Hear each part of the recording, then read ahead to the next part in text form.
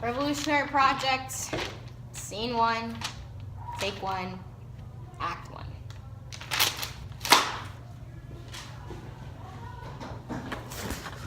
Wait, okay. What are you doing, George? I've created this act called the Intolerable Act, which closes the downtown meetings. If you commit a crime, you're sent here where I decide your punishment. And my favorite, the Quartering Act. Does it close ports too? Yes.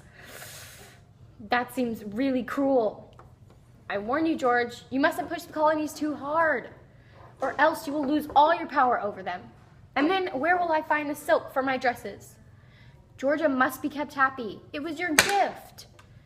And they have to be angry about it. You must do something. That is true, but they have to stay with us because they are just getting started and they are very dependent on us. They also are poor. Remember, I'm keeping them occupied with the whole which parish will have the most power nonsense. I warned you. You being rude isn't going to go anywhere. Just like my knitting.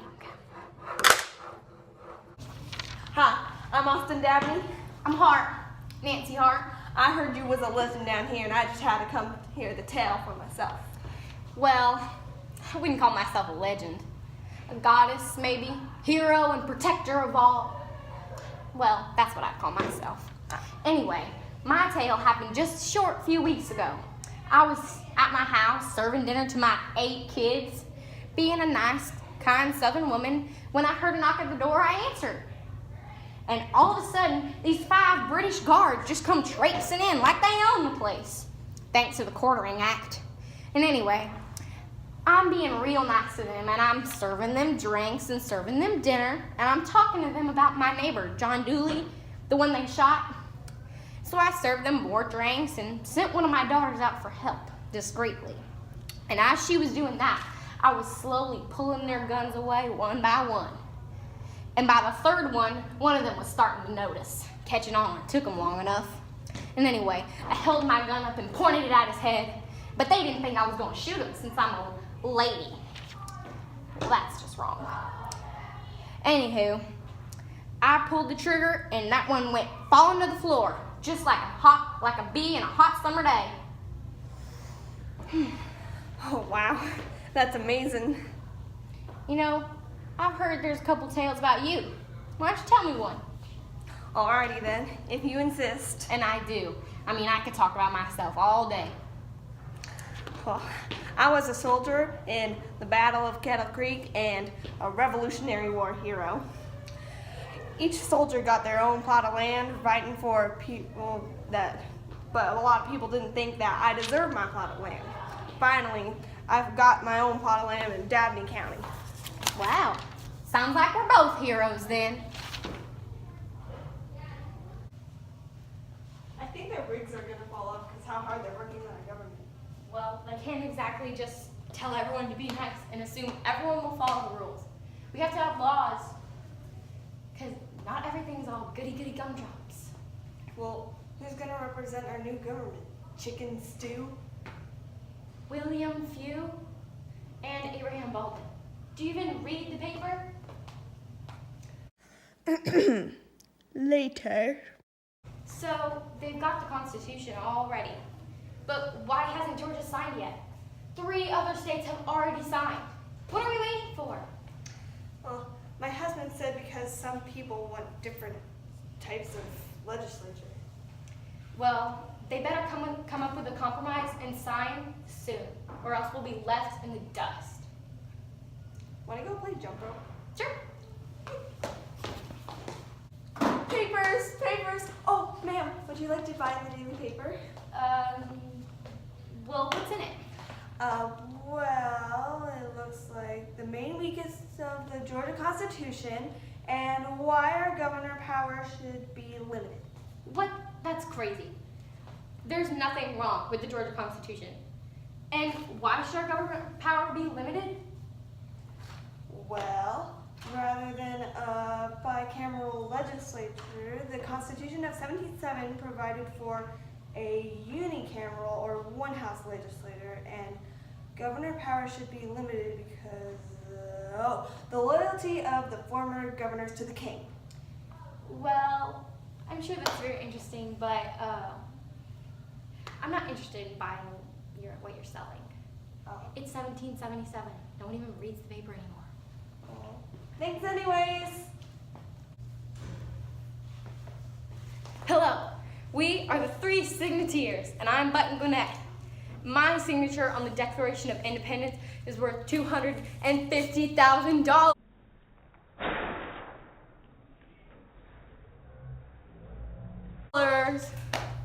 I'm George Walton. I was 26 when I just signed the Declaration of Independence.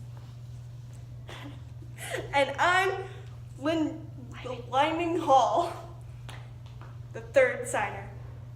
And I'm here to tell you about the Siege of Savannah. There was this guy, his name was Charles Henry Conte d'Estaing. And he brought 4,000 troops to Georgia. And then Georgia added 15,000 troops to that.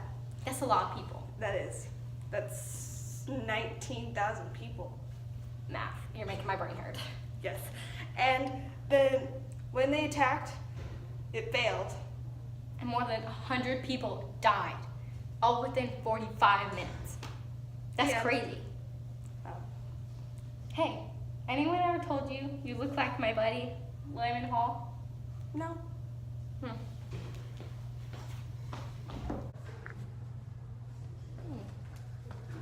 Howdy, y'all. What you reading there, Christy?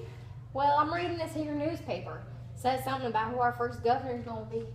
Well, who is it? It says here it's some fella named John Trutland.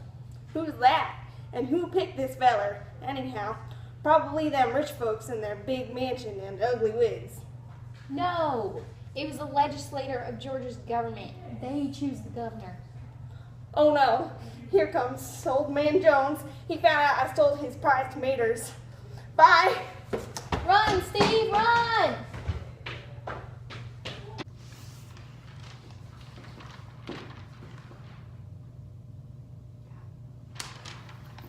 Once there was a 7-year war, and my mama told me this happened because of fear and greed. Once there was a 7-year war. It was a pretty big war, but they thought they could conquer. Pushing each other, they thought they were bigger. The French had an army and experienced it as well. The British had a navy and strong alliances. Once there was a 7-year war, my father told me the British had a lot of debt and gained control of Canada. Because once there was a 7-year war. Now, Georgia didn't fight, but they grew bigger territory all the way up to the Mississippi River. The natives were allies with the French because they had trade, and they never sat on the bench. Yet once there was a 7-year war, the cause came to tax the colonists. Yet once there was a 7-year war. Take it, Julia. Wiki wiki pop pop! Now the colonists didn't like these new acts, but hey, these are just the facts. Behind a revolution, thought this was the solution to the big, bad Great Britain issue. Mic drop.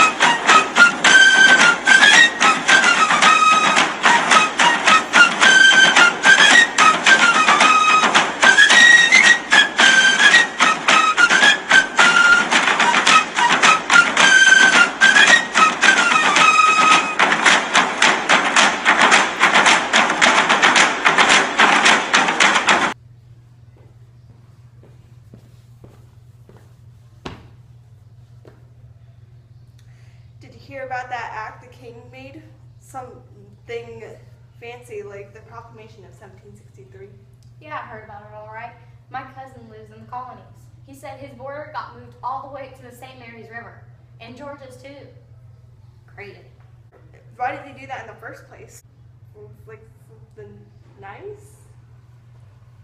Maybe he just likes to hear himself talk. He just doesn't want no colonists to settle west of the Appalachian Mountains. What do you think you would have done if you had become a guard? Oh, me? I'd be a swimmer. My motto is... What's a motto? Nothing. What's the motto with you?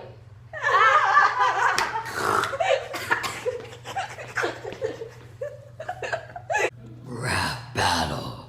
Julia versus the guy in the hat. It must be nice to have Jefferson on your side. The Declaration of Independence, written by Jefferson, is about how the colonists felt about democracy. Okay, independence. January 1776, Thomas Paine started it. Loyalists are people who are loyal to the King of England. On the other hand, patriots are people who are not. Elijah Clark, the one who fought in the war, was a colonel listed on Georgian spirits. Now, Creek, son! Took weapons and supplies from the British. Articles of Confederation was the first written plan of the U.S. government. So, whenever we're presenting these, The soldiers until the war was finished to make sure their government wasn't like England's government. The Philadelphia Confederation of 1787 was to improve the Articles of Confederation. Word.